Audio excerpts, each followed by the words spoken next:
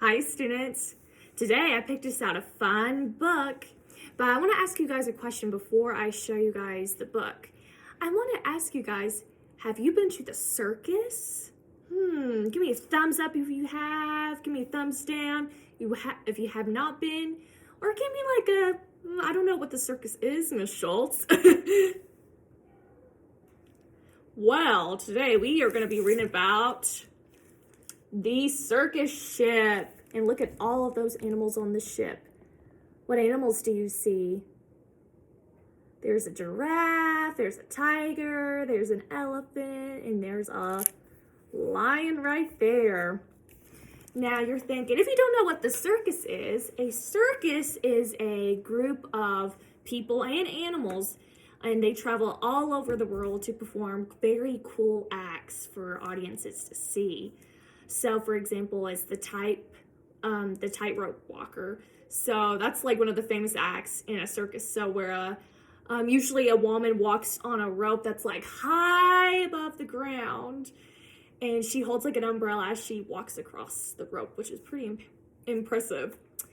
But yeah, there's a lot of cool animals that could be found at the circus, like lions and tigers and elephants, which is really neat. But today we are going to be reading the story called The Circus Ship. So I wonder if they travel by a ship. And then here's in the back of the book, it's a photo of dolphins, which we just studied about on last week, which is cool.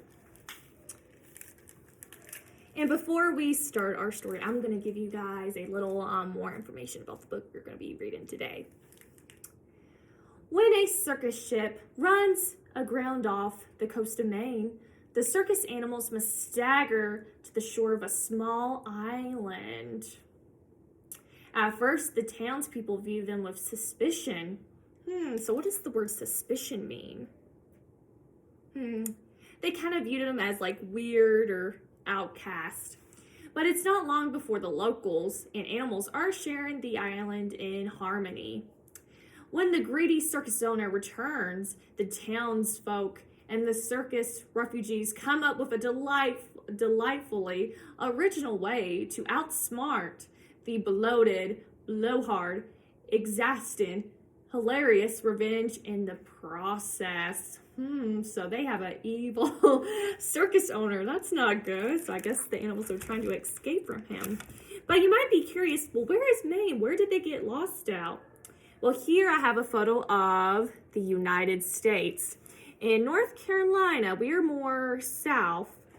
We are right here. And then Maine is all the way up here. So it's closer to the border of Canada, which is above the United States. But Maine is way, way, way up north on the East Coast, which is really neat. But that's where the circus people are.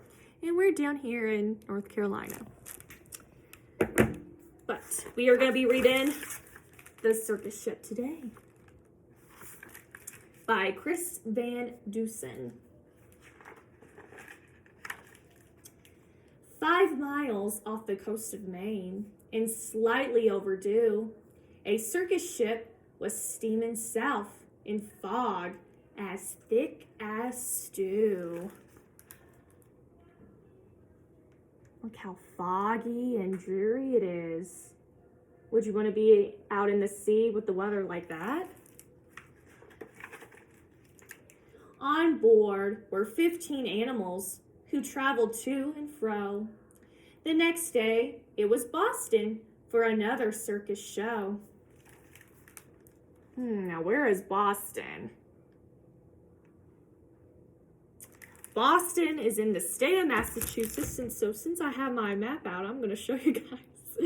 So Maine is right here, and Massachusetts is very, very small. So it's like right here. It's a very small state, but that's where Boston is. So they were traveling from Maine, or trying to leave from Massachusetts to Maine.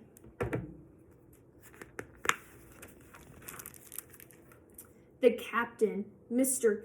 Carrington, was honest and sincere. He thought they should drop the hook and wait for things to clear. But Mr. Payne, the circus boss, was terribly demanding. He stomped up to the helm where Captain Carrington was standing and screamed, "Don't stop! Keep going. I've got a show to do. Just get me down to Boston town tomorrow, sir, by 2. Oh, he was mad. He wanted to keep on going during the dreadful foggy weather in the sea. But yeah, they were leaving Maine and they were going down to Massachusetts, so they were kind of heading south. Then came a crash, an awful bash. Things flew into the air. The ship had smashed into a ledge that no one knew was there. Oh no, wouldn't that be scary?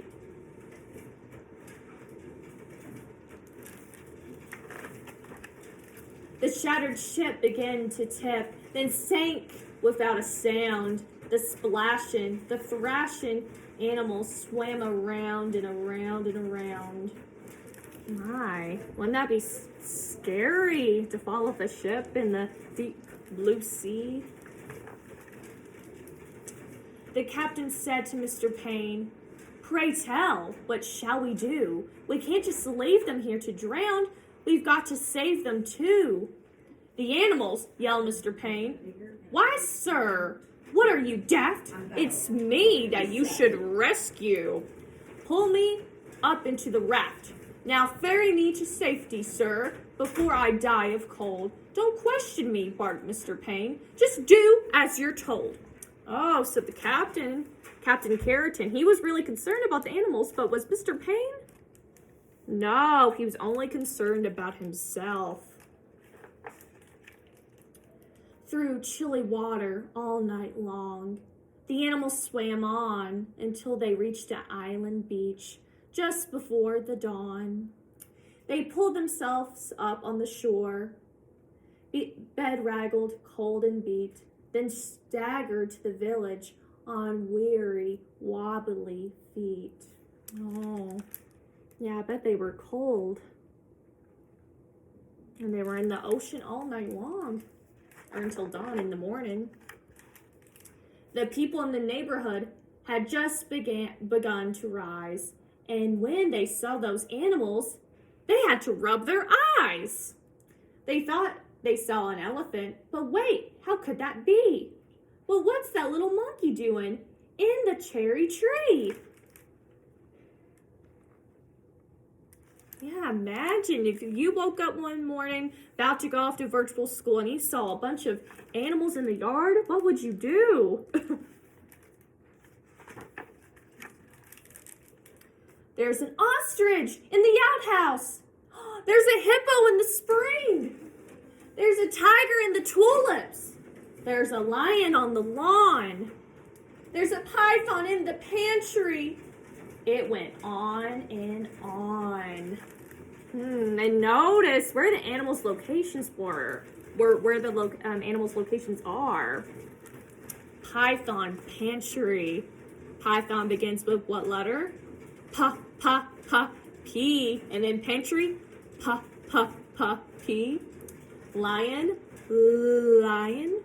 L. And then lawn, lawn. Tiger and tulips. And ostrich in outhouse.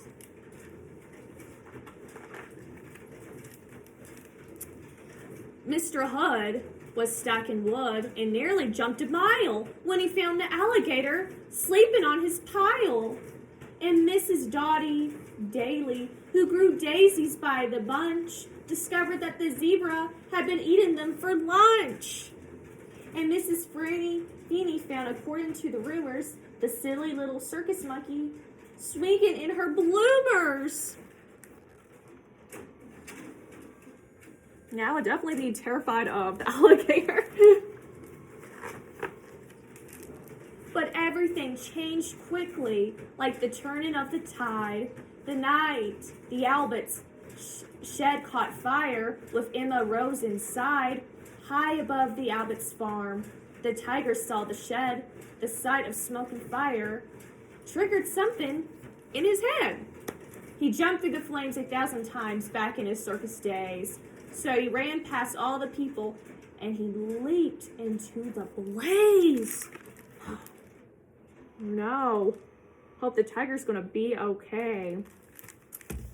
But for today, I'm gonna pause on the circus ship story, and we'll finish the rest of the book next time. But I want you guys to think, how would you feel if like circus animals were running around Mitchell County? Would you think, oh, that's so cool? Or would you be like, oh man, I'm kind of scared. What if there's a alligator in my woodpile, and then a tiger in my shed, and the tiger in the tulips, and a lion on the lawn? Yeah, how would your pets feel about that? But I wonder what's going to happen to the animals. Are they going to go back to the circus, or are they just going to move into town? We'll have to read on to find out. And I'll catch you guys next time. Bye.